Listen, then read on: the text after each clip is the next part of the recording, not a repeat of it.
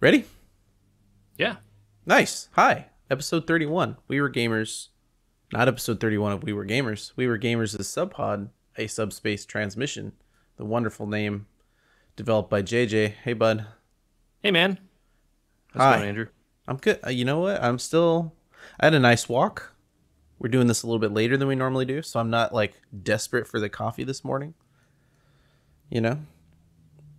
Mm-hmm. But it got my head. I had to walk back 15 minutes by myself after dropping the kid off, and I had Star Trek on the mind. I had some deep Star Trek thoughts, my man. Okay. Not well, really. We're here. I mean, this isn't the deepest episode, so it's not like the you're deepest episode of Deep Space Nine. Yeah. Nice. Yes. No, it's really not. I mean, This is a pretty fluffy one. it's filler. It's filler. This podcast is now called In Defense of Filler. Deep Space Nine is, I think, remembered for more of the plot. I mean, it is the show. The show can't. So we're talking about Star Trek Deep Space Nine. I guess spoilers for the entirety of the series. Sure. 1998. Yeah, from a show that came out in the 90s. But it is the show that serialized Star Trek. It is. Yeah. That wasn't done before, and even contemporarily wasn't done in Voyager, which was on at the same time as Deep Space Nine for most of its run. Voyager tried to pick it up at the end to get their people home. Right, but near the end of Voyager, the last couple seasons, I think they started serializing a little bit, but it wasn't like every episode was a thing the way Deep Space Nine was. I guess Deep Space Nine wasn't quite that way either, right? There were some. No, there were episodes that definitely didn't follow breaks. each other. Yeah, I mean, you have two seasons of Dominion War to end this show, right? And at certain points in there's 26 episodes in a season. I think they needed to give people breaks, which is part of what this is. They had just gone through the finale of season 6, which we don't really. I mean, it was a big one. It was a big one for sure. Yeah, and people needed time. I think they decided to kind of like throw this in there to give people one last break before the end, which was big. I mean, I don't think you also got to consider that at the start of this season, a bunch of changes happened to the show. Right, they lost Dax and or they lost the actress that played Jadzia Dax, and they ended up with Esri Dax. Mm-hmm. And a bunch of other stuff was going on behind the scenes. It sounds like, based on people have seen that. What is that documentary series or the movie? The movie that just came out. What We Left Behind. What We Left Behind just came out like last year. I haven't seen it yet. Yeah. Have you? I watched it on YouTube with ads for free. Oh, when did that come out? I don't know. YouTube with ads for free. I don't know. Okay. Well, was it worth watching? What do you think? How much do you like Deep Space Nine? A good amount. It's interesting. It certainly is a very behind-the-scenes-y kind of thing, right? It was made by one of the directors, I think. Ira Behr? Who directed a large number of Deep Space Nine episodes. And ended up being one of the executive producers of it, I think. Oh, yeah, it sure is. It's right here, free with ads. Okay, well, that's cool, because I was putting off watching it for a long time. No, you should watch it. But it is... that guy has like a personality, so you got to be okay with him. Yeah.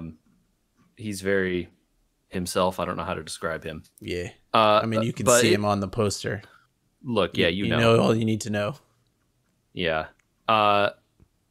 But it is interesting. This show, and they talk about this in that documentary, that this show was ahead of its time in a lot of ways. It had a lot of things that are more common with culture now than culture at the time. Mm-hmm.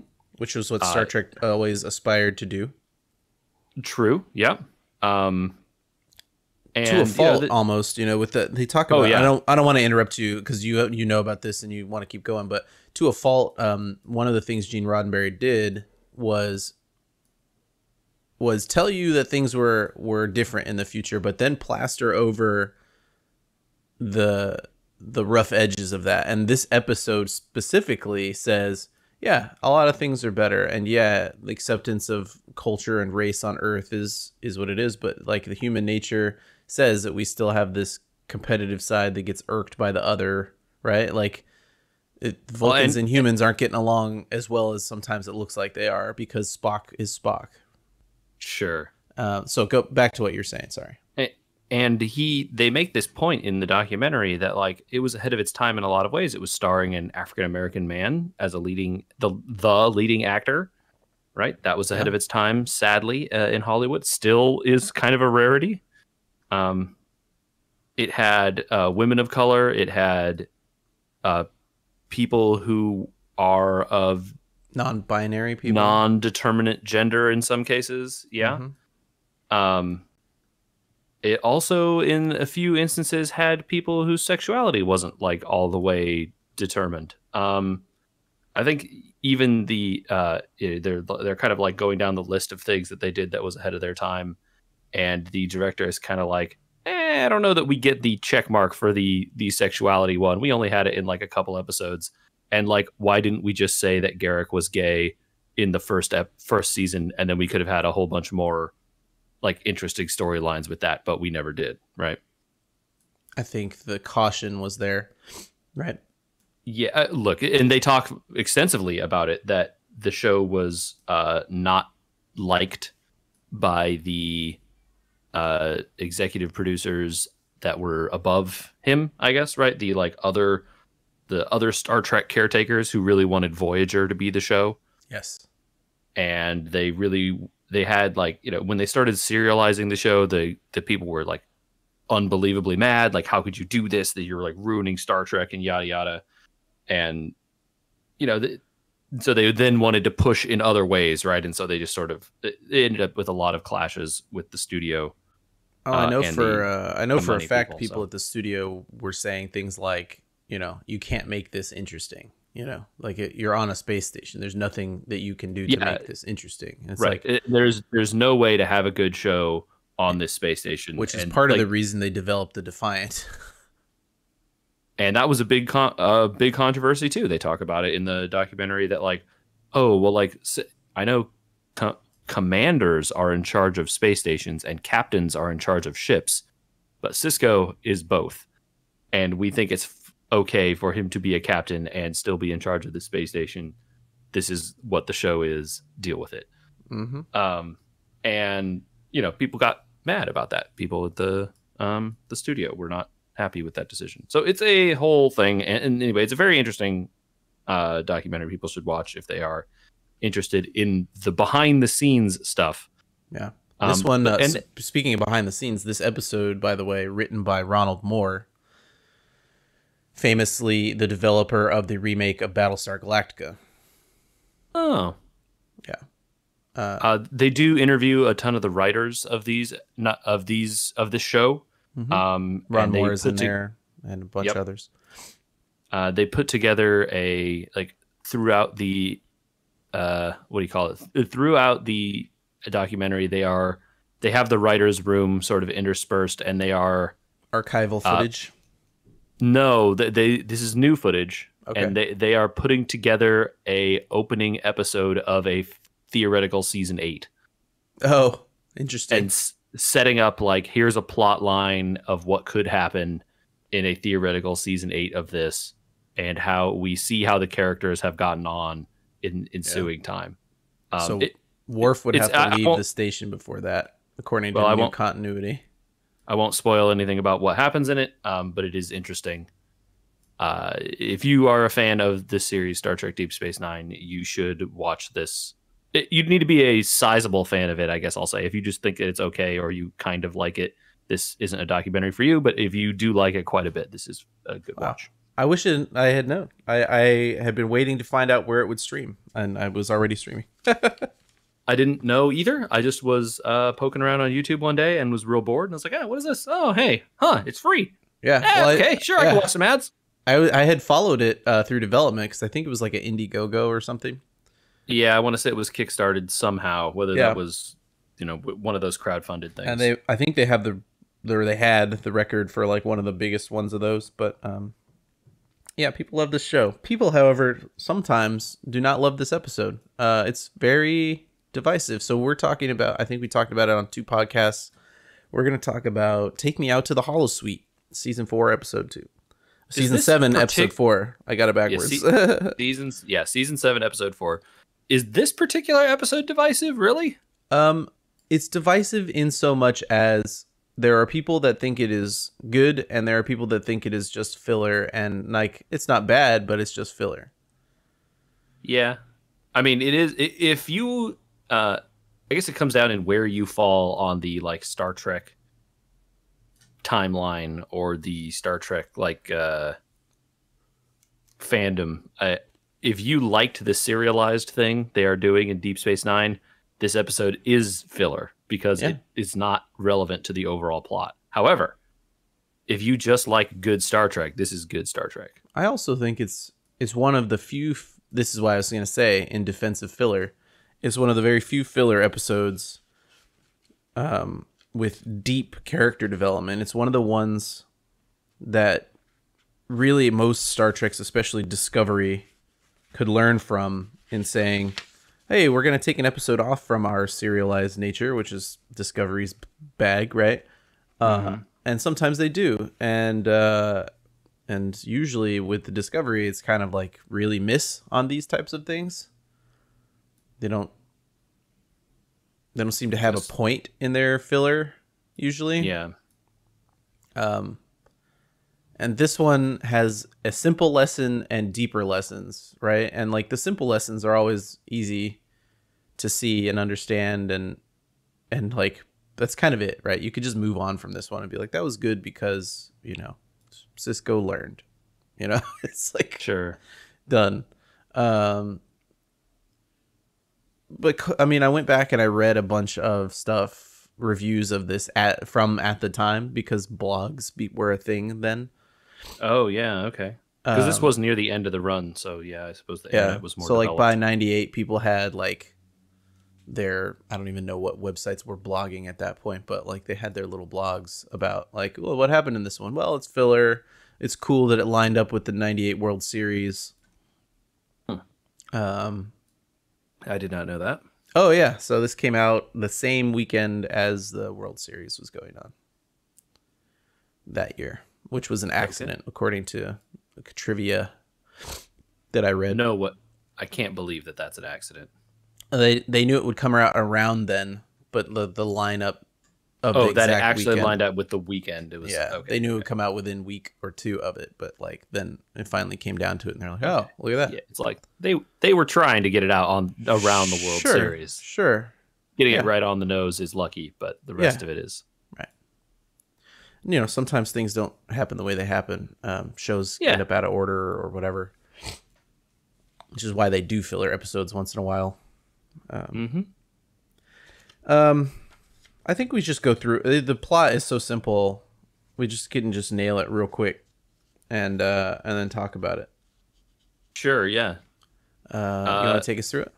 Sure. So we open on Cisco in his office, and a Vulcan captain comes in. Solak. Yeah, you know, you get one of those pings of like, hey, Captain so-and-so is here to see you. Cisco has a look on his face, and then the guy comes in.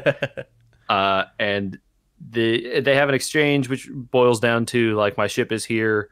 I need some repairs. Cisco's like, great, this is how long it'll take. And then immediately the Vulcan guy starts giving him lip for being, oh, this is a human space station, and these humans aren't very good at things like this. It's really clear that you humans are bad and slow. The animosity in the lines is well delivered between these two. Yeah. It takes you back to like the early days of having Cardassians on the station, you know, and like Cisco is clearly irked the minute the guy walks in. You could just see it on his face. He's like just steel-eyed, like tense instantly. Yeah. And Solak is, for someone from either very early Star Trek who watched Spock, or from late Star Trek who only watched, you know, like reboots or modern stuff, you'd get the feeling that this guy is not very Vulcan, because he's like clearly judgmental and somewhat haughty and acrimonious. But this is kind of how Vulcans were written, other than Spock. And so it's kind of like a good reminder of what the relationships are like. Yeah. Anyway, Solak mentions that he's created a Holosuite program. He's like, oh, I require the use of a Holosuite. And it's like, he's like, yeah, sure, whatever. Talk to Quark that he's the guy. And he's like, oh, it is based on an Earth game you might be interested in. It is called baseball. And what a coincidence. Then, that's immediately the commercial cut right there. Mm-hmm. And,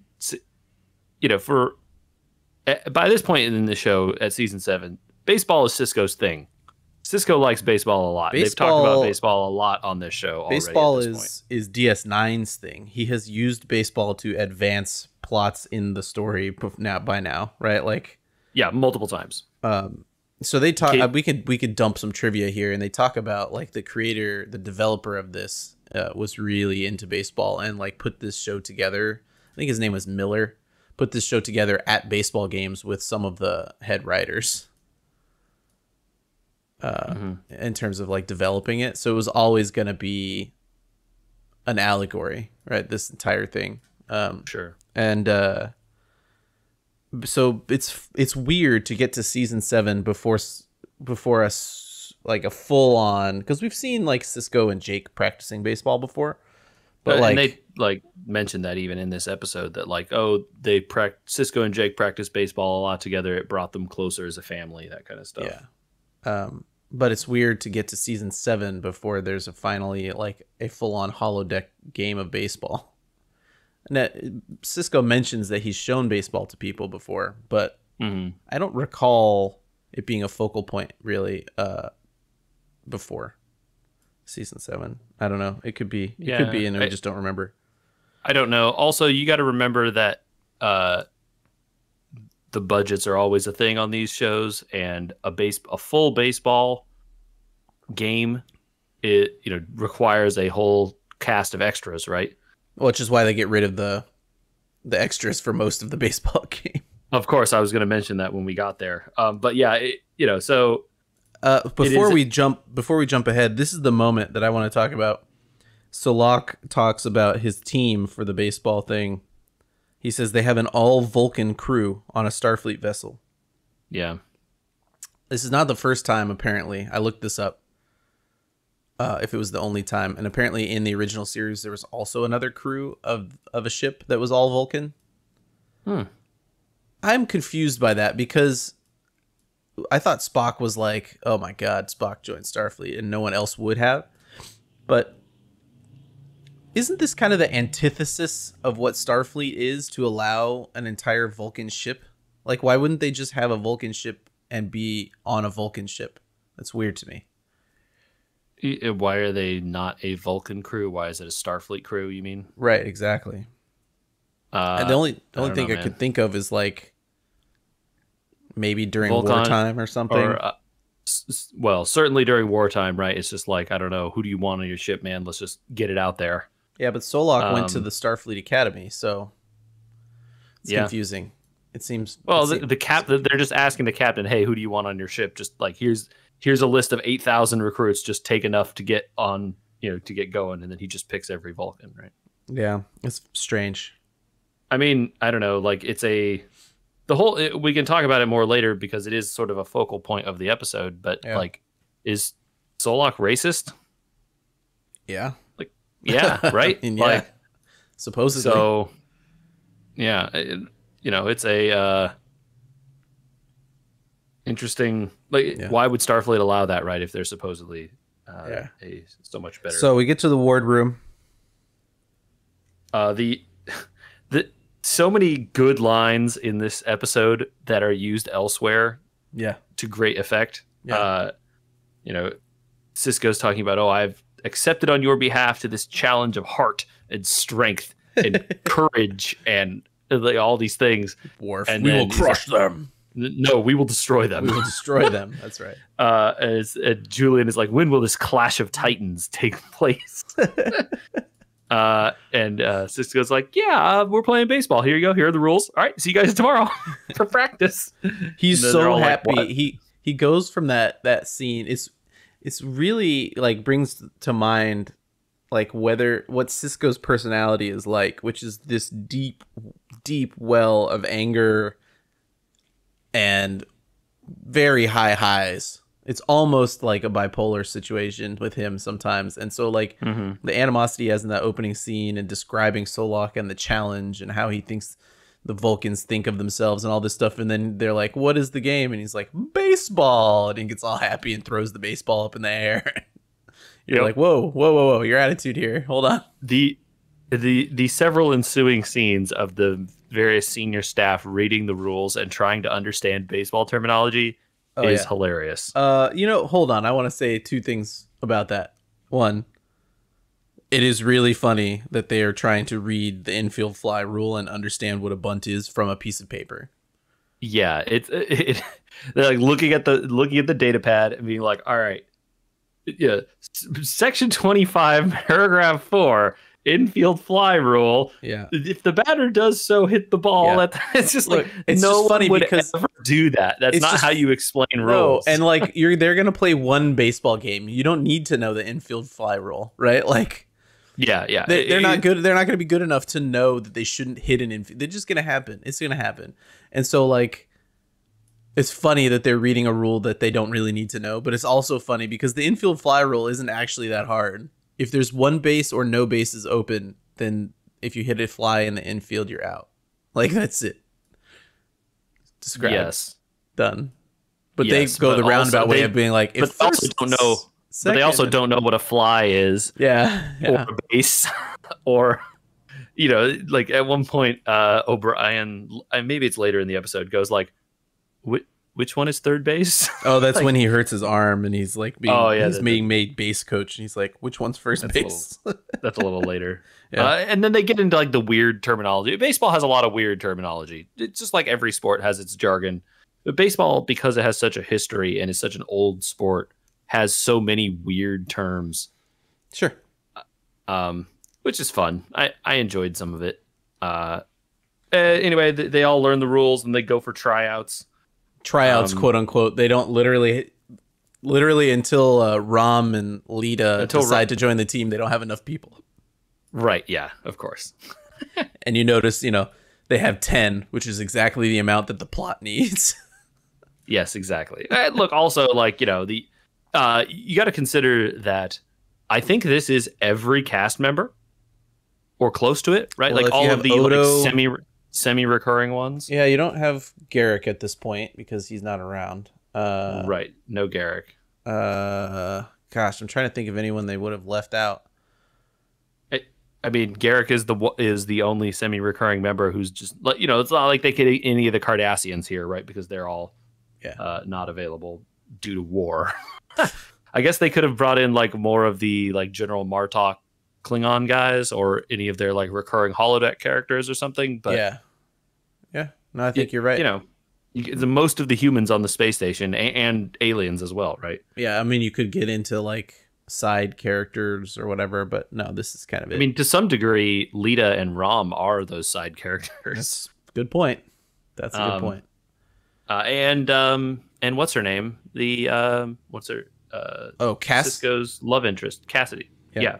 Cassidy. Yeah, she's not. Yeah. I mean, by mid-season 7, they're married, I think. So yeah, so like his love interest or whatever she is at this point. She's they're pretty close to being married at this point, I think. Cisco does the tryouts, but he gives I don't know if it's a great speech, but he gives a great character insight in his speech because you get pretty much like his entire character pops out here, like the underneath Boyle, right? Like he tries to be a stoic captain sometimes, a lot of times, but the Boyle underneath of him is like bravado, smile. He's got like a faith preacher kind of deal to him, and he talks about faith and heart and all that, and you can see the like You can see the Avery Brooks trying, the dramatic actor leaking out. I also think in this speech, he's like, we have the heart, we can win. And even though Vulcans are stronger than us and all this other stuff, except for Worf and the genetically engineered doctor. Yeah. I'd forgotten that he, that was like common knowledge at that point. It was by this point, right? Yeah, like I think whichever episode it was, they kind of like that got unveiled that he was genetically engineered. I like that even after an illegal way, illegally, right? I like that after he's outed as genetically engineered, he still doesn't really try that hard in this episode. He just lets a fly ball drop on the ground. He never does anything that's like outrageous, and like the only time you see something cool happen, it's Dax doing it, not him. Right, yeah. You're like, wait a minute, aren't you? Okay, whatever. I read, I'll talk about it at the end. I read a lot of articles about this, and it talks about like which players and stuff like that you would expect stuff from. Okay, so the whole team ends up injured. Right, because they're bad. Yeah. And O'Brien tears his rotator cuff, which like baseball never changes, man. It's the same injury. Someone ends up injured. It's the same injuries in the year 4000 as it is this year. Yeah. It's funny that they can't quote unquote. It's got to have time to heal. It's like, wait, what? Why? He repaired it, but the ligaments, man, the ligaments. And this is where Sisko picks up doing something I can't remember him doing otherwise. It's very pronounced in this episode, but he picks up chewing a toothpick. Yeah, for the rest of the episode. I think that he does it in this episode because it makes him look more like a baseball guy. It also makes him look. People who chew toothpicks as aggressively as he's chewing a toothpick. Are dealing with stress and also usually have a chewing tobacco habit, right? They have some sort of other stress reducing or outward tick. It's like an outward tick, right? Like it's almost like smoking or something else like that. Chewing a toothpick this kind of way, where it's just always in the mouth, always moving, is it's a sign. And they're obviously using it to show you that like he's not coping with the stress of trying to pull this off. He said earlier in the episode that he's not going to lose. It's like, buddy, what do you expect from these people? I mean, it's they're all in the infirmary after one practice. Maybe this team pulls it out. What is the Bad News Bears styles or whatever. Like I saw a lot. I already wrote this down. I saw a lot of comparisons. I'll just talk about it now. To Buttermaker from Bad News Bears in this. I don't see Ben Sisko as a Buttermaker character. Buttermaker is, I think kind of a drunk. He's completely he is initially the first inebriated at first. He has no interest in his team winning. He gets overly competitive towards the end, which is where the Buttermaker thing comes in. And obviously the Bad News Bears, oh hey, nobody's having fun, so we have to remember that baseball is about fun. That lesson is here. Yeah. I assume that's what they meant in having the comparison, because you're right. I don't think Sisko as a character fits with the comparison to that guy at all. Really. I don't. Buttermaker's character doesn't have the depth of a Sisko. He's developed in an hour and a half movie, and his motivations are, well, depending on which version you watch, not and also like not altruistic. He has movies. Yeah, he has to be there no matter which version you watch. He doesn't have a choice in being there, right? Right. Yeah. Sisko could have declined. Yeah, he could have just said, "Piss off, dude! I got other stuff to do." Right. Yeah. And you're always treating me bad. I have no interest in playing a baseball game with you. That's the answer. Oh, yeah, certainly it is, and I think they, anyway. But a Buttermaker character is not able to say that. Is what my point. No, you're right, because it's court mandated or something in that. Okay, so the next thing is the thing I wanted to know if you caught it the first time. Oh, okay. So he needs another player, right? Oh, so right, because he says Rom is out, right? Like he's like, Rom, no, Rom, terrible. Rom hasn't been kicked out yet. Kicked out yet? Oh no, he still needs. Rom hasn't. No, he needs another character because O'Brien's injured. He needs another player. Oh right, because O'Brien's injured. Okay, he says, I think I can pull a few strings. Yeah. Yeah, I caught this. I thought he meant I'm gonna have to convince Cassidy. No, I'm pretty sure he arranged for Cassidy. Yes, so on the second watch through, I finally understood. Like, oh, he had all of her cargo missions reassigned. Yes, so that she would be stranded on the station with him and have time to play. He literally got her fired from jobs. Yeah. Like, how she makes a living. I mean, it's funny that they never reckon with that, because I would think she would be pissed. I would think he would have to fess up to it at some point. That's my point. Is like, why is she not mad about this? She's just like, oh, bureaucrats, haha. And they kind of just play it off like that. But I don't know. If she found out he was the one who did all that, wouldn't she be livid? I think so, yes. I don't know how you keep that from somebody for that long. But maybe after they're married, he says, so that one time. And she's like, well, it worked out because we had a good time in the baseball game, I guess. Yeah. Yeah. So I didn't catch that the first watch through, and I caught it the second. I did, yeah. Oh, okay. He's like, oh, I'm going to pull a few strings, and then like walks away. Well, he was chewing that showing up with flowers so hard, I was distracted. Anyway, all right. Focusing too much on the stick. Then we get to the practice where Cassidy shows up, and you're like, oh, she's really good. And then Rom. Yeah, Rom is not good. And he's like, how many is this? He's like, today? Yeah. And so Cisco says, you're out. You're not on the team. And then the rest of the crew is like, we should go on strike to keep Rom on the team. And I was like, yes, good job. Do it, guys. Go on strike. Tell Cisco to eat it. And then Rom's like, no, guys, don't go on strike for me. It's okay. It's fine. You don't make a wave. Well, he didn't want the team to fall apart over the fact that he couldn't play. I mean, it was very obvious that he couldn't play, which is very funny. Did you read the trivia on this episode? No. Okay, we'll interrupt here. It's really funny that Rom cannot play.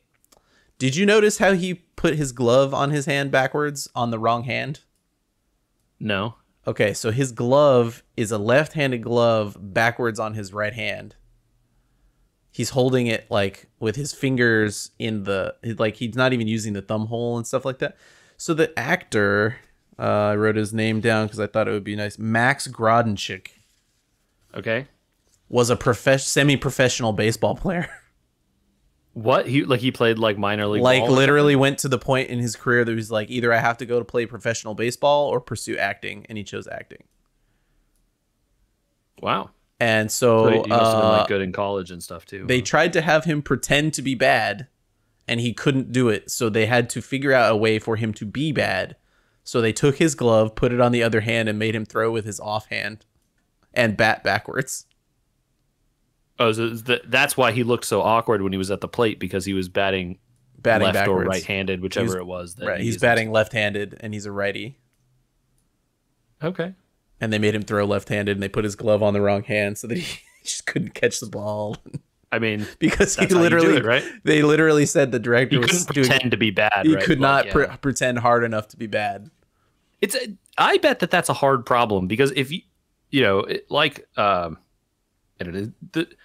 throwing a ball is such a once you learn how to throw a ball, right? Yeah. Like you kind of just know how to throw them. Yeah. And you can't fake not knowing that, because it's an uncoordination thing, and you can't de-coordinate yourself without conscious effort and thought. They had a lot of that problem apparently in this episode, because Avery Brooks is a really good baseball player. Oh, is he? Okay, yeah, I didn't know that either. He also loved baseball, which is part of the reason he got the job. And Jake Siroc, his uncle, I think, is Kenny Lofton. Oh, okay. So he also loved baseball. And so they had to a lot of them had to. It was okay because Jake was allowed to be good. Jake and Cisco were allowed to be. They were allowed to be good. Jake and the captain were allowed apparently to be good, 4 or 5 others also loved baseball. And they were all kind of good at it, and they had to pretend to be bad.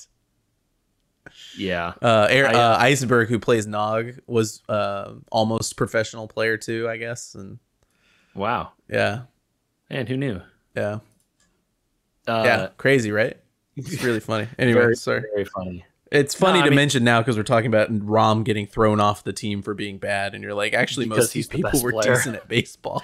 The funny part is that like Rom maybe actually the actor was maybe the best baseball player of all of them. Yeah. Pretty good. That's very funny. So anyway, Rom's not on the team. And this is where we get the confirmation that Sisko has lost sight of his love of baseball over what is eating him up about Solok, right? Yeah, and then the next scene after that is Cassidy finally presses him on like, all right, you're gonna tell me the story, come on, and we finally get the story about what happened, and it is just the dumbest possible thing, like the pettiest, silliest little thing. Oh, you missed. Hold on, we missed an important story beat here. Okay, O'Brien synthesizes Scotch flavored gum. That's right, he does. I did forget that. It's part of the it's part of a training montage that happens before this Sisko thing, and that's the reason I mention it. It's part of a montage of people around the station are getting caught up in the baseball, right? And they're not worried about what Sisko's doing, right? So like, people are talking about what to do. If I throw it to second, how do I get the double play? How do I do this? How do I do that? And they're talking about gum. They're talking about, and so like the other people around Sisko are enjoying themselves immensely, and doing things like synthesizing Scotch flavored gum. So it helps the coming monologue you're going to talk about. The monologue, by the way, being the best part of this episode. Yeah. And so Sisko finally tells the story, and it is just the pettiest, dumbest thing. It's like Sisko was at a bar off campus drunk. Yeah. He had some drinks in him, as he said. I love everyone's backstory in Starfleet being, I messed up at a bar. Picard almost dies getting stabbed in the heart at a bar. At a bar. Yeah. And he's at a bar, and this Vulcan guy comes in. Unclear to me why the Vulcan guy even comes to this bar to antagonize them. It's very clear he's just there to antagonize them, right? Yeah, it's just like I don't know. Weird. Why does he even care, right? That's the big question that I don't understand. They don't answer it. So yeah, you're right to wonder, because I also wonder, like, why does the Vulcan guy care if he knows that his all Vulcan crew is so much better? Why is he bothering with any of these humans? Right. Anyway, so the story is Sisko is drunk in this bar. This Vulcan guy comes in and starts arguing about how humans are all emotions and they don't have any logic, and Vulcans are so superior. Yada yada yada. And Sisko is drunk and argues with him, and then eventually challenges him to a wrestling match. Yes. Not out of the ordinary. Sisko is a champion wrestler. Yes. However, someone that is 3 times stronger than you can't wrestle. Right. We brought this up before. Vulcans are stronger and faster than humans. And so a wrestling match against a person who is just biologically stronger than you is probably not going to go well. Right? Like, there's no chance of like, oh, well, he's got more reach than, like when you talk about boxing or whatever, it's like, well, he's got 5 pounds on him, but this guy's got more reach. And so like you can talk about trade-offs and advantages. It's just like there's no trade-offs or advantages. Or a Vulcan is 3 times faster and stronger than any human, right? Yeah. Like, so like you have no chance. A Vulcan child could beat you probably. Yes. So this is bad. And so Sisko loses handily. And I forget, he lists the injuries. It was like 2 cracked ribs, a bruised this, and all this other stuff, separated shoulder. And like the look on Cassidy's face when he says that is like, she's just cracking up, dude. Yeah. So good. Cass is so good. She's like, you're an idiot. Yeah, it's like, what did you think was gonna happen? He's like, I don't know, I was drunk. And he's like, I wanted to wipe that smile off his face, and that is the thing. He's like, and then, so okay, Cisco does something dumb because he was drunk at a bar. Yeah, whatever, right? Right. And then apparently Solok goes and writes a research paper about it. Not 1, not 2, not 4, multiple, 12. And every paper he then starts from thereafter for the next 20 years or something involves a recounting of this episode at the bar. Yeah. I don't know why Cisco is reading them.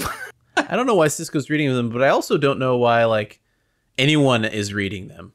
Yeah, exactly. Like, who cares? Like, dude? what is it's the like, point that you're making over and over again? This? What? See, this is the thing I don't get about Solok's character, and something that they actually talk about when they've done some interviews about this episode I read about. Is Solok is not a developed character. He's an antagonist and only an antagonist. You can tell because he's not in 3/4 of the episode, right? Or more even, yeah. Yeah, he's there to antagonize only and be the butt of a joke at the end. And so like they talk about, Ron Moore talks about like this story didn't come together right. At the end of it, whose story do you think it is? Right? Like it's almost Rom's story, not Cisco's. Yep. Right? Because Rom has the triumph at the end. Right. So that was a trick of editing, because when they put this together, they got to the end and they were like, this is a strange story, because one of the characters isn't even in it. Solok's not in it. And like you get to the end and you're like, what is this guy's motivation? What is Solok's motivation? And here we're talking about it right here is like, what's the point? You don't know. Like they never say. Right. You know, and maybe that was something that was cut out or whatever. No, it's not. So that's what they're talking about in this interview. It's a mistake. They get to the end and they just never got it. It just wasn't in there. They couldn't put it in there. They had to edit around the fact that they had written this, and it came together all right. But by the time they saw the rough cut, it was like something is missing here, and the something that's missing is what does Solok want? Why is he there? Who cares? Yeah, exactly. Because like, and again, you know, we even talked about it even at the very start. It's like, why is Solok doing this? Yeah, like what? Yeah, like what axe is he grinding here, man? Like, and so with a little much grinding an axe. Yes, with a little bit of reshooting and a little bit of adding Rudy into it and a little bit of focusing more on Cisco's story, they're able to really, change this episode from being probably bad into something that is still salvaged and good and is a multiple character story. But Solok is definitely, his motivation is, if I had to say that there's part of this that isn't good, which is fair, you know, a lot of people don't like it in general, but it's fair to say that the motivation for the antagonist is bad. Yes, it doesn't exist, right? It's not explained. It's just it's a flat he's just a bad guy, you know. It's like, well, he's a Vulcan.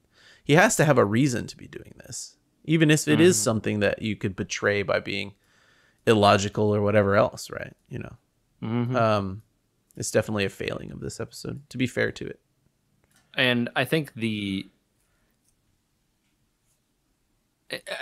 is fair to say that the heart of the story that they're trying to tell, right, is Cisco learning that, you know, being all caught up in all this and then trying to have that moment where like actually it is just about having fun. Yeah. And that's supposed to be the climax of the show.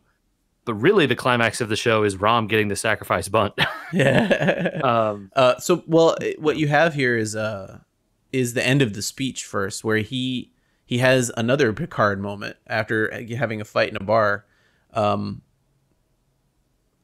He has his first contact moment, where he finally breaks down into, you know, Solok's attacking me. This is my game. My game. Oh yeah. He goes, now he wants to play my game. And you're like, buddy, baseball is everyone's game, and that's the point. Yeah, exactly. Like the of all literary instances of baseball, every story about it is the fact that it is everyone's game, not your game. And that's the point of this story, right? Like, Cisco makes it his game when really it's everyone's game, the team's game, Rom's game, Kira's game, everybody else that's having fun playing with him, Jake's game, right? It's not his absolutely. game, it's his and Jake's game. And so he's already in this speech giving you every piece of the story. He's given you the animosity, he's given you that, and he's already highlighted his failure. I love this scene. I love that he's wearing his pants up to his chest. I love Cassidy's face. I love the speech. I love the ending. My game. So good. It is a good scene. And it is when you can tell that the Sisko has become his own villain here, right? Right. Yeah. He is finally, you thought he was probably going a little too far earlier. We're throwing Rom out and not, willing to, making the team kill each other in practice or whatever. Quark split his head open. Rom split Quark's head open with a bat and then also broke Worf's nose. Also, I want to know how Rom did that. That's that has to be like a Three Stooges kind of situation going on there. It's too bad we didn't get to see it. Yeah. So I mean, the fated day of the game finally arrives. Mm-hmm. They are out there. The holographic. They recruit Odo as the umpire. Which I thought was like a great way to bring Odo into the episode, because otherwise he would really have no reason to be there. Also, of course, who is the only impartial person on the station? It's always Odo. It's back in the montage scene when Kira walks by Odo's office and sees him practicing is a great scene also, by the way. Oh, yeah. That was a cute little part of the montage for sure. Who hasn't, practiced in the mirror for something? You know what I mean? Yeah, exactly. Yeah, it's exactly what it is. It was perfect. Right off the bat, we get that Sisko doesn't get it when they do this for the continuity. They do it for the cost, but they eliminate the spectators. Right. And for sure, even the first time I watched this, I was like, oh, they did this to cut costs because they can't afford to have a full stadium of spectators for 50 shots or whatever. But yeah, it was it's also, it's a good move if you're directing over multiple days to try and reduce errors. Oh yeah. And having a crowd in the background of every scene is just a nightmare. Guaranteed continuity error. Yeah. Right. Yeah. So it's good. It's good to do that kind of thing. And it also, they tie it in nicely to the fact that Sisko doesn't get it. The crowd is there, right? Let it happen, mm-hmm. Well, but also, it also does play up the fact that they're young, they've barely played, they're nervous, and people get nervous in front of crowds and stuff. I found that normal. His justification for getting rid of them was oh, okay, I could believe this. They're a holographic crowd, though. It's not yeah, you know what I mean. It's not like they're playing in front of anybody for real. Yeah. It's just noise. And the game goes obviously the way it goes, which I think I want to point out at the beginning, Sisko's we need to get that chatter going, guys, and they're all all right, come on, team, let's go. Worf goes, death to the opposition. Okay, because Worf has one. Well, let's talk about Worf after he has his last great line in the dugout. Okay, because I have a question about Mr. Dorn at the end of it. Okay. And the game goes bad, as you would expect. Dude, right? It goes bad from the first. They score 7 in the first, I think, or more. Or 4. It doesn't matter what they score. But you get the feeling right off the bat. It's this is going the way it should if you're picking a bracket. You know what I mean? This was a 95%. This was an easy first seed. Yeah. This is the easy first seed versus 12 seed. You know what's going to happen here. Right, exactly. And Sisko never entered Sisko's mind that that's the way that it was. But we all knew, right? There was no chance that this was going to be the thing. And so they tell you right off the bat, they're going to lose this game. Mm-hmm. They're going to lose. Jake is a great pitcher. He can't get it over the plate without them smacking a home run on the first pitch of the game. Right. Yeah. So the game becomes about Sisko's ability to accept loss. right? Like he already knows the game is over. And that's when we start to actually realize that this episode is not filler entirely. This episode is going to prepare you for the fact that they're going to win the Dominion War, but they're going to lose also. Mm-hmm. Yeah. Okay. So it's going to take a lot for people to realize that. I think it's not an episode only about this episode. It's not an episode only about the stoic idea that, oh, well, you know, you have to accept the things that are out of your control, and this game is out of his control, right? Like there was never a chance he was going to win. And so, you know, you need to live with the reality and enjoy the reality that you're in, which he's not obviously doing, but they're going to lose. He needs to know that up front. And as a captain, he should be able to find a way for them to win, even if they're going to lose, you know? Save your crew if you're going to lose the battle. Well, how do you save your crew in this situation, right? Right. Before we get to we could sort of fast forward to the important moments of the game, but there are a couple things like during the game I want to talk about. Oh, of course. Yeah. The takeout slide. Yep. I was going to say, wow, baseball sure hasn't changed much. That move was years. not illegal at the time of this episode, but it is now. You cannot take out slide anymore. But it didn't change that until recently, right? Like, wasn't it only the last 5 years or something that got banned? I want to say 5 years ago, yeah. So, this is this episode is what, almost 20 years old? 2018, so less, a decade, 13 years. So, okay, baseball sure doesn't change too much. I mean, it is there are still conversations in baseball games, current media, about people doing slides that are illegal. Sure. Right? And knocking people over and, stuff that is not allowed. There's the guy sliding with his cleats up, the guy, playing dirty, and that stuff is a common topic in baseball all the time. Sure. It is impressive how, just by playing a game. And yet, you said, as you mentioned, the rules had changed, right? Like this is they didn't know that at the time. Anymore. That was still. Of course, how could they know, right? But even so, it still feels modern because this is still something that you talk about with regards to baseball. That was a dirty slide. Sure, but people say that. It finally gives you insight into Solak. Finally, is that he told his team they're gonna win, right? There's no reason that they have. Why would you do a takeout slide? To take out slide Kira in the middle of a game that they're up 9-0. You know, they're up 9-0. There's no reason to knock Kira over. There's no point there. Right. They know they're gonna win the game. They could win the game, by literally just playing, and not even trying. Strike themselves out, and not care. Yeah. Yeah. They could not score again the rest of the game and just play defense, and that's it. Right. So it gives you an idea that Solak also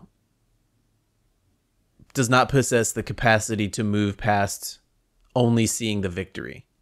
Oh yeah, he absolutely has to humiliate. He wants to humiliate Cisco. That's what he wants to do. Right, really. Which is his visible frustration at the end of the episode, right? Mm-hmm. Yeah. Also, the batter steps out of the box and takes forever. That's also something that happens in modern baseball a lot, and is not rush me. Also a constant where the umpire's we're waiting. It's another thing that again, baseball doesn't change. It literally is the same. These are the same problems with baseball games today, that make the game take forever, that people don't like, and is a common topic of batters stepping out of the box and taking forever, pitchers taking forever. And that's a common topic. It was impressive to me how modern this baseball game felt, even though it was playing by 90s rules and was, made 14 years ago or whatever. Yeah. You could have done this today. I mean, it's pretty similar. I do want to know who the baseball consultant was that allowed them to come up with the ridiculous he didn't touch home situation. Oh yeah, of course, right. Like no major league umpire is gonna do that, right? Like he didn't touch home and he walked into the dugout. He's out. That's a rule. Yeah. So and like they did it because it's a fun scene with Odo being like, I didn't say anything. Well, but Odo quotes the rule book down to the literal paragraph. The paragraph in the next scene. But in this scene, doesn't realize that in 1880 they came up with the rule that if you miss a bag and you continue on the base path, you're out. Right. So like, but home isn't. There's no more base path from home, right? Right. So if you step beyond home and out of the catcher's ring and you hit the dugout, you're out. That's in the rules. So it gives us a great line with Worf saying, what do I, Nog says, what do I do with the baseball? And he's like, find him and kill him. Yeah. Yeah. That was Worf's other great line. Okay. So let's look at Worf's lines in this entire episode. We will annihilate them. We will destroy them. We will destroy them. Death to the opposition. Death to the opposition. Do not rush me. Find him and kill him. Does Worf speak in the rest of the episode other than those 4 lines? He has like a line somewhere of like, of course, we'll play or whatever. Not much other than those, though. I don't understand why in theory, best player that he could have had on the team is like a trivial part of this episode. The lines are making me laugh, and I'm smiling about them now, but they're kind of ridiculous. Yes.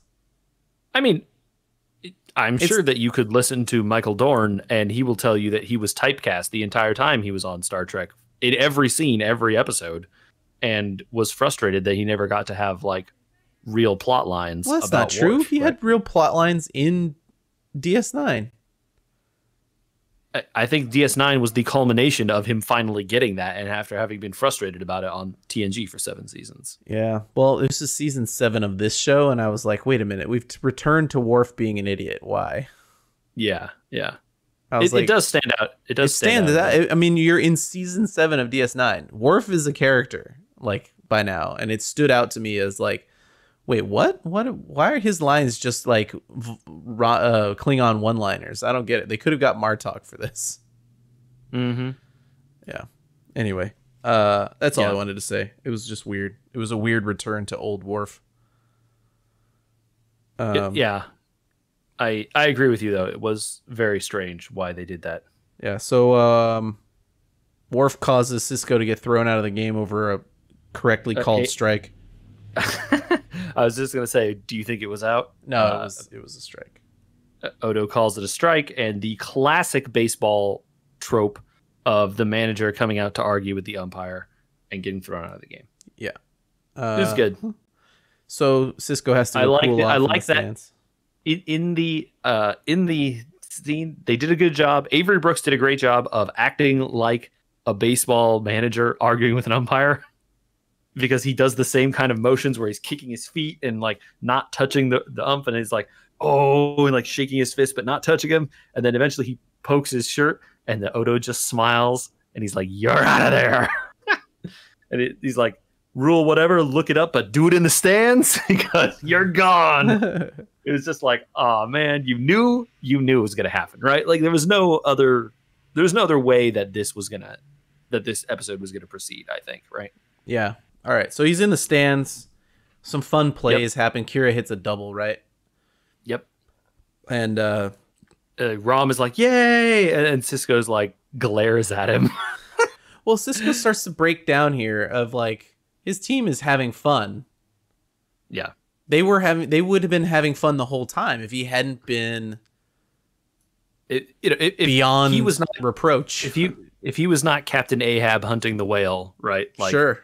He would have. Everyone could have had a fun time here. Absolutely. And he was the guy being the stick in the mud. Right. Absolutely. So, and he does eventually come around to the good idea at the end here, right? Right. They were never going to win, is what he starts to realize in the stands. Right. I think, and so that's when we get our Rudy moment here. Exactly. He goes over and whispers to O'Brien, tells him to call timeout. Illegal, by the way, if you've been kicked out of the game. To talk to the manager? Yeah, you can't talk to the dugout if you've been kicked out of the game. Okay. I'm just saying. You know, a lot of rules were bent here today, Andrew. You know. Nog tagged people in the dugout, which is not a thing. He also added a player to the roster mid-game. Yeah. Which Solak does not complain about, but then complains. Also, Solak complains like the game isn't over. Yeah.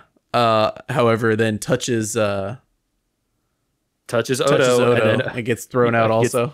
Gets the smile of like, of course, I'm going to throw you out too. So I went back and counted the number of Vulcans, and I think that they would have only had 8 at that point. So it's a question of whether or not they could keep playing. I think given that they added Rom to the roster mid-game, you'd just say the Vulcans would play with 8. Yeah. Also, they would have been fine. It didn't seem like the Niners were too frequently getting hits anyway. So just leave left field open or whatever. Yeah. Who cares? Yeah, exactly. Or center. Yeah, it's pretty amazing how the game just ends with the kind of like Rudy moment, and you're like, all right, so and then they go back to the bar, and everyone is celebrating Rom and their win, quote unquote. Yeah.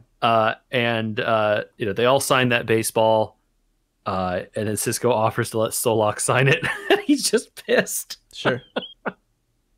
Good ending. Good ending. Interesting that we get a Vulcan that's so one-notely, like clearly a Vulcan that is some sort of supremacist. Yeah, we talked about this even a little already, that this is kind of the downfall of the episode, is that Solak's motivation makes no sense, really. If you spend any time thinking about it, you're like, why would he do this? Yeah. It's supposedly from some place of logic or whatever, but like, I don't know, you got to reach real far to find logic in that.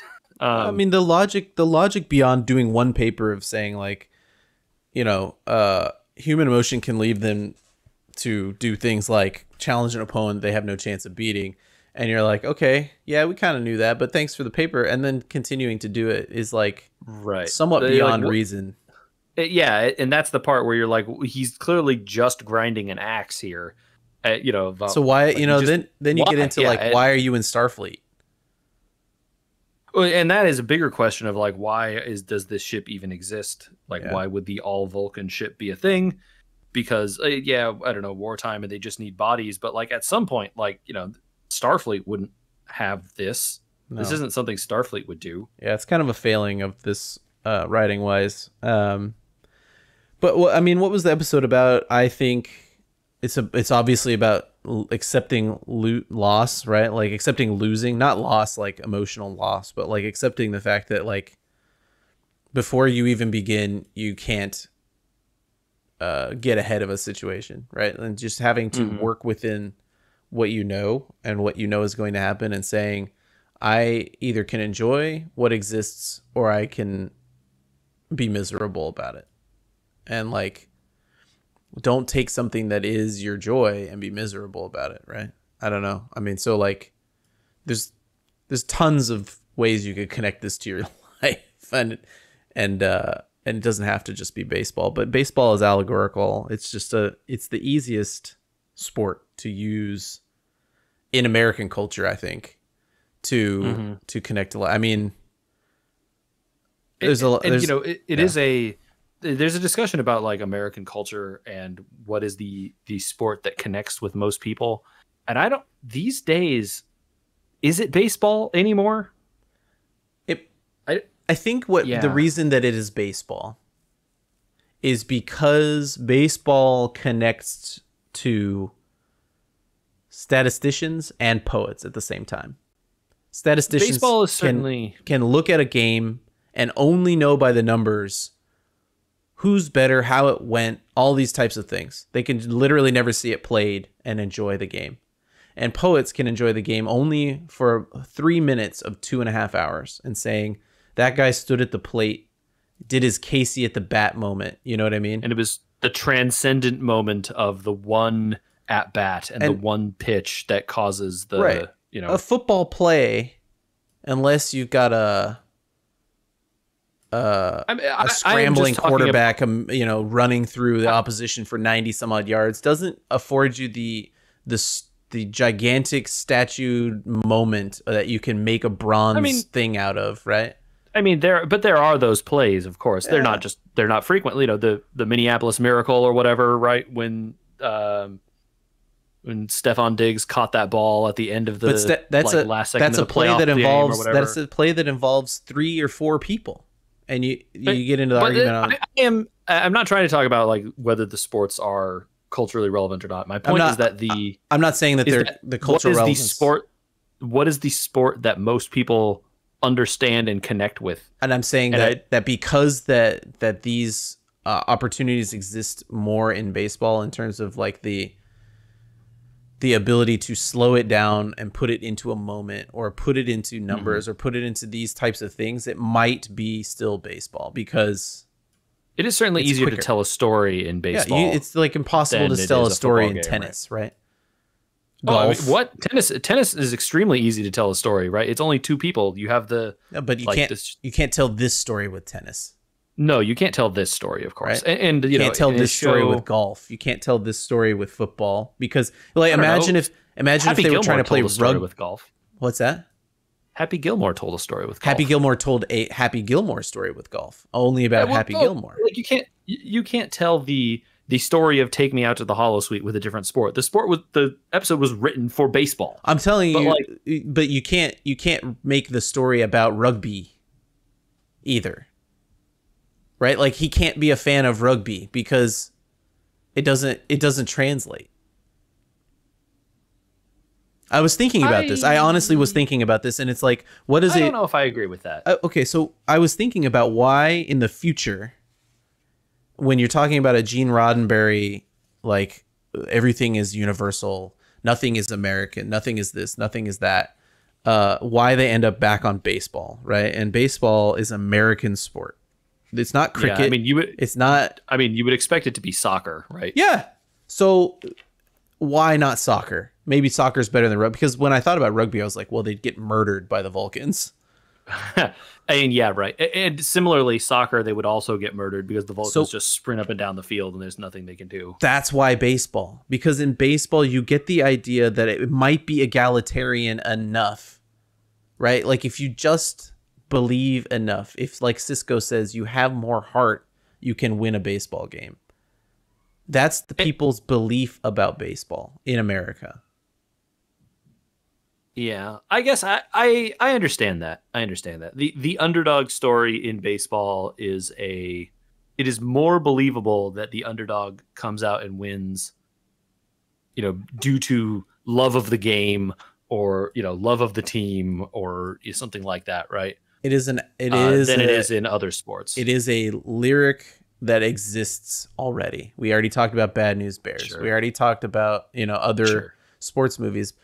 Yeah, you get Rudy, but Rudy is a part of a football game. His team was always going to win. Right? Oh, he just happened to have a great play. In the end of a game, they were already, Anyway. Yeah. So I am with you. I understand, and especially like you have to evaluate all this stuff in the context of stuff as it exists in the like collective consciousness of the people watching this show as well. Like Rudy is a show that already has been made at this point, right? There have been 500 baseball movies at this point, and that story is somewhat known. Yeah, but I think it really did. I mean, I sat here. I have a page of notes where I wrote out my they removed baseball from Star Trek. I mean, they were going to originally put baseball in The Next Generation. There's an interview about it. Oh, I didn't know that. Oh, okay. So the guy that Miller, I think is his name, that worked on Next Generation. He pulled baseball out of some of his scripts there because they didn't think it was universal enough. They didn't think it was futuristic enough. They didn't think it reflected moving on together. And so it was weird that they threw it back in here and they made it such a part of Cisco's character to me when they thought those things initially. And I sat and thought about it. I was like, it's not universal. People outside the United States don't connect to baseball the way that we do. But there's enough of it in TV trope. I mean, there's so many TV tropes about baseball. There's so many movie tropes about baseball. And it's the one that gives you iconic standing moments. It's also the one that gives you a scoreboard where you say, look, they're losing. Look, they're still losing. Look, they're losing worse. And it's like, yeah, you could do that with soccer, but like at a certain point in soccer, it's just futility. And people aren't going to want to run up and down the field chasing Vulcans in a soccer game and saying they're still having fun. So it's weird to think about it because it's not universal, but at the same time, it to me is a game that is the only one that provides you the chance to say, hey, there's, you know what, we got out of that half of an inning and that was frustrating, but let's go get up and bat. And oh, here Kira hit a double. Now we're having fun again. And I think also it is worth pointing out that, you talked about the universality. Really, that speaks to some level of the stuff that happened in DS9, the series, being their chance to walk away from some of the... Had Roddenberry died at this point? He maybe not, or I believe by 98 he had passed. Well, by 98 he was for sure, but I don't remember when it was that he died. But anyway, 91. He had died somewhat recently, still, and just before, I think, or right after it had started. Yeah, and so his presence still loomed, and his vision was still a thing that people ostensibly cared about, although, the showrunners were really the people running the executive producers and the studios were running the show. But, they had an idea for what Star Trek was, and Star Trek was what the Next Generation was, because that was the hugely popular thing, right? Yeah. And in getting away from that, as they did with DS9, it kind of was the subversive show in some ways, right? And that allowed them to do things like tell a serialized story or have a game where they play baseball. Because as you say, this is not a baseball story, is not something they would have done in the Next Generation because it wasn't utopian. It wasn't universal. It wasn't something that would have like spoken to humanity's, even though it does speak to humanity's best natures in some ways at the end. But, it is a story about like petty human vices in some ways, right? Yeah. Like, well, it is also a story about your choices. You can choose. I've been on baseball teams and softball teams, right? As an adult human being, when there's no reason as a kid, you got to play baseball or some other sport, right? Your parents make you need the activity. You need to learn teamwork and camaraderie and all these things. Sports are for teaching, but these are adults, right? There's no moment in this show where he's using baseball to teach anyone anything. We as people watching are using it to learn about the people that are playing, but it's not a sport where he's using it as team building, right? Right. And like, in fact, they could have done that, right? They could have made this let's build a team, and we have like the team is dysfunctional for various reasons, and then eventually it comes together. People are jealous that Worf is good. People are jealous at Bashir or Kira or whatever. Yeah. But they didn't do that story, right? They did something else. Yeah, that absolutely could have been a thing. And I don't know if it would have been good or not. I don't know either. But it's not what they did, right? As an adult playing this sport, the point of this episode, and the point that people may not realize if they haven't played a sport as an adult before. I've played on baseball teams and I've played on softball teams. And obviously the baseball teams are competitive and the softball teams are not. Every minute that we played softball, we've played them where we didn't have enough players. We've played them where we were getting trounced. We played them where we were winning handily. The spirit of the game when you're out and playing is not what Solok and Cisco are doing. They're in it for the rivalry of it, and they're in it to taunt and berate each other. They're in it to show each other that one is better. And that is the experience that I had playing baseball. When people would get in fights on a Sunday morning over whether or not somebody caught a ball in the outfield, or whether or not something was a strike, or whether or not somebody accidentally pitched at somebody else. And you're like a 30-year-old person watching people, on your Sunday morning get in fights in front of you for something that is a game. versus when you play softball, right? You hear about this all the time with parents and their little league kids playing little league, right? Where the parents are up in arms about a call the umpire makes, or Timmy was out at the base, or Jane threw the ball in the wrong way or whatever. And now all of a sudden the parents are screaming and yelling and getting in fights in the stands. Yeah. And so given the ability to stop and think that exists in baseball and softball, unlike a soccer where you're running and running and running, right? You're in it for the exertion in soccer. You're in it for the fun of trying hard as much as you can. And I think that's good. A lot of people play soccer as adults, I disagree with that. I mean, there is time to stop and think in soccer as well, but there is a lot more downtime. The physicality of a game like rugby or soccer is a lot of the point. More important. It's a lot of the point, and more important. And the non-physicality needed to play softball as an adult is part of the point. You have to make the choice about enjoyment to play a game like that. And they make the point that Cisco is choosing not to enjoy a game he ostensibly and Cass does enjoy a lot, and right? Jake love together. Just enjoying. They love to watch it. They love to do these things. And the idea that he made the choice not to enjoy it anymore, right? Yeah. Is a big part of this. And the catharsis at the end of his need to let go of his anger that doesn't... Solak has no power over Cisco. It's not like he's holding him down. It's not like he... Right. Cisco is the commander of the station. He could... Or the captain of the station, he could throw him off. Like, he doesn't have to let him dock there. He can just tell him to pound bricks. Yeah. It's irrational rivalry that has taken them both over. Yes, exactly. Yeah. And as you said, it then eventually just leads you back to the only flaw that we really have with the episode is that, like, why is Solak doing this? Yes. I think these are some of the we went over some of the simple lessons, right? Cisco has to return to his love of the game. That's the simple lesson. And we went over some of the complicated lessons, and I think the most complicated lesson comes back to the story of DS9 and where it goes by the end, which is, that victory can't come at all cost, right? With no cost, you mean?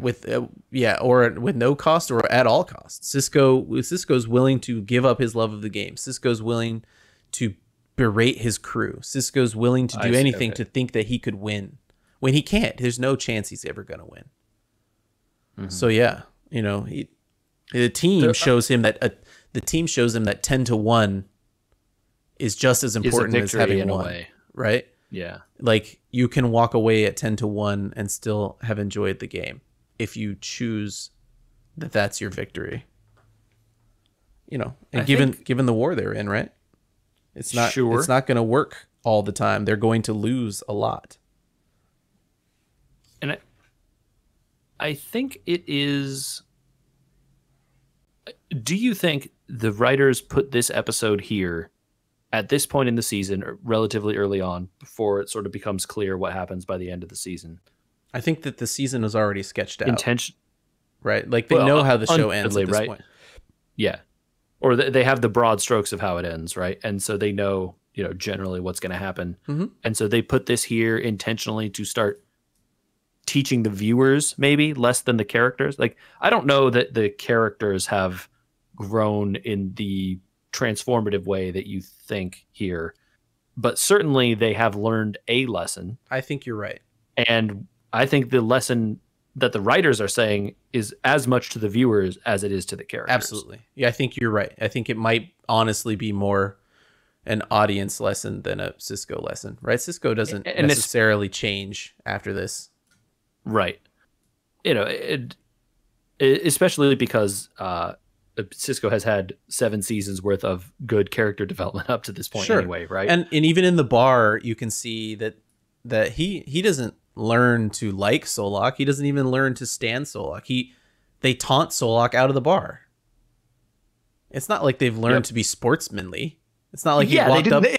And that isn't the end, right? At the end, it's not like they're not sportsmanly or nice. They don't like shake hands, good game, and Solak go off on his way. They're they're just as antagonistic to him as he was to them at the beginning. Absolutely. That's not the lesson, right? Right. You're right. You're right. You're absolutely right. That it's for the audience more than for them. And I think it is a putting an episode like this, whether it is this one or one, with a similar nature, is them showing that like, hey, you already knew that this, based on the conflict we set up, conflicts have stakes and serious repercussions, and this show is not afraid to shy away from serious, lasting changes.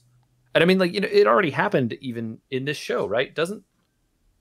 Or did that happen later? What? Nog loses a leg, right? That already happened here? No, it happens later. It happens later? Okay. Yeah, because Nog, I think that's like towards the end of the war here. Yeah.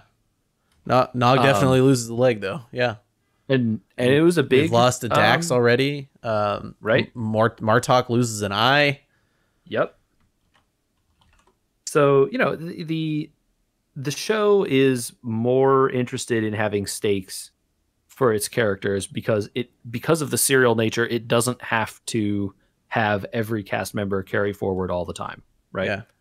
And that is a big shift for the world of Star Trek, when previously, you could be pretty darn sure Spock was never going to take a phaser and die. Yeah, Spock was not going to lose his leg, Right. And like, they weren't going to do that to Scotty either, or, Sulu or any of those guys, or Uhura even, because they were going to be back next week.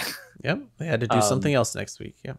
Yeah. So that this is even a little episode like this where it seems relatively self-contained, and the story itself is self-contained. It's 9/10 self-contained. It's literally like you're saying, just for us to move forward and say, there's going to be a need for these characters, especially for Cisco, to understand him, the lessons of baseball, and more so that us to understand they're going to lose 10-1. Yeah. Because I think at this point, like, we've already seen that gigantic Dominion fleet one time, right? Yeah, at least once. Of course. Not 10-1. It's not 10-1. It's a lot to not a lot. Yeah. Yeah. So, yeah. It's quite a bit. Great. It is a episode. When we were talking about watching this, I looked at it, I was like, this is kind of a whatever episode. I don't have anything bad against this to say. I don't have anything bad to say about this episode.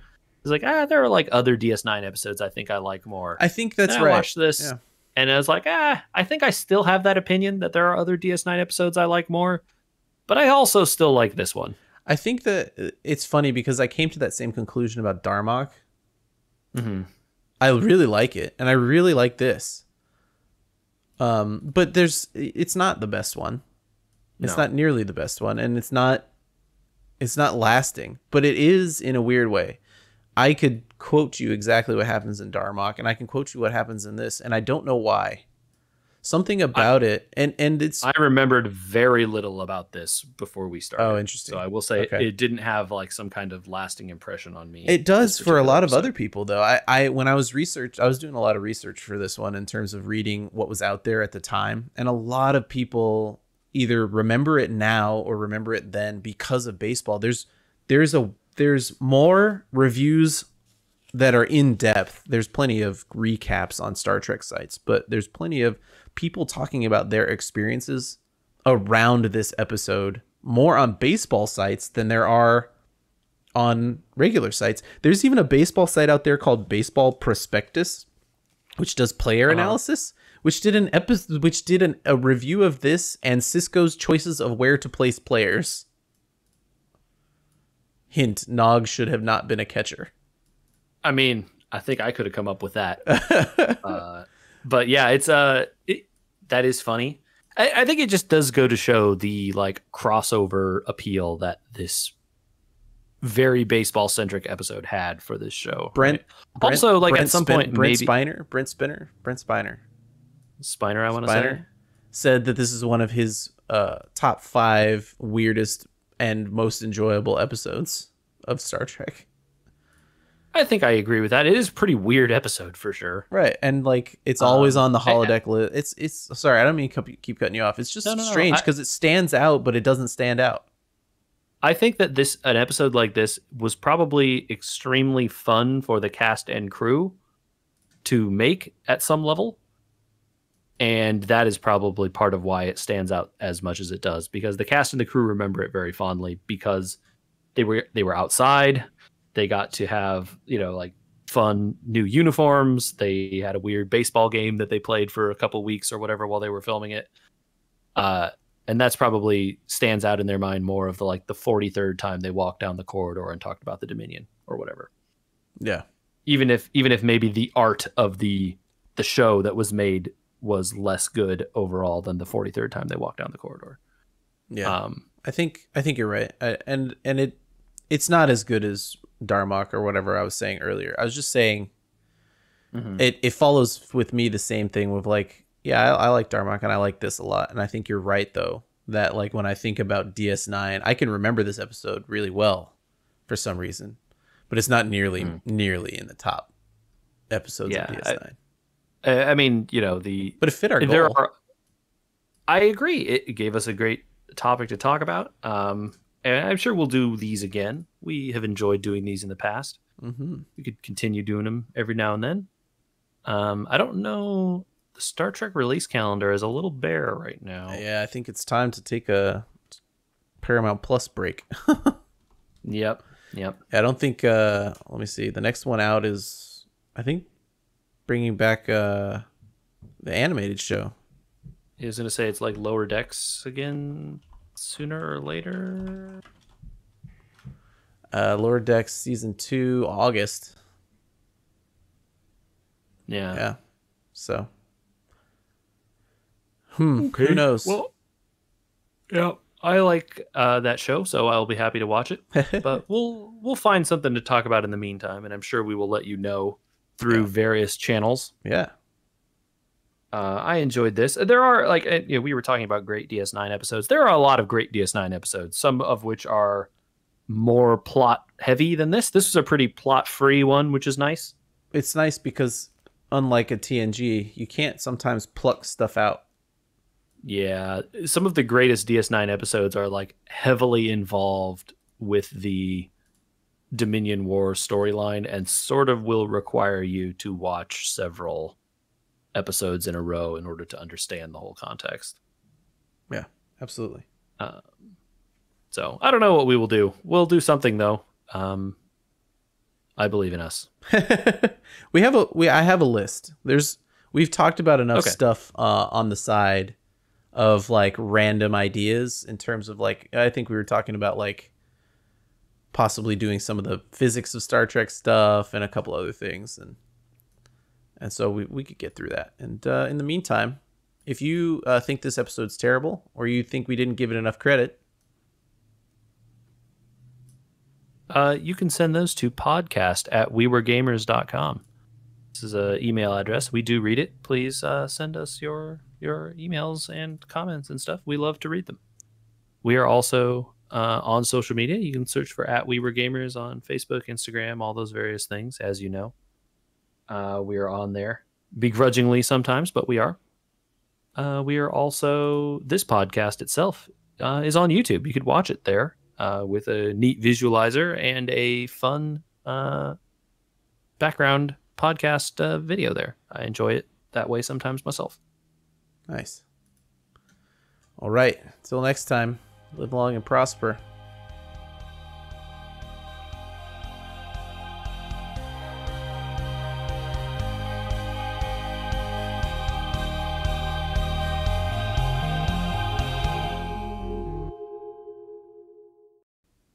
It is kind of funny how Worf only has those kind of lines in this. It's funny. It makes me laugh. And then I was like, is it making me laugh? Yeah. Why is it making me laugh?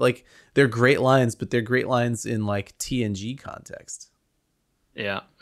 After having watched Worf become Worf and head into becoming the commander of the Defiant, all that kind of stuff, you're kind of like, what?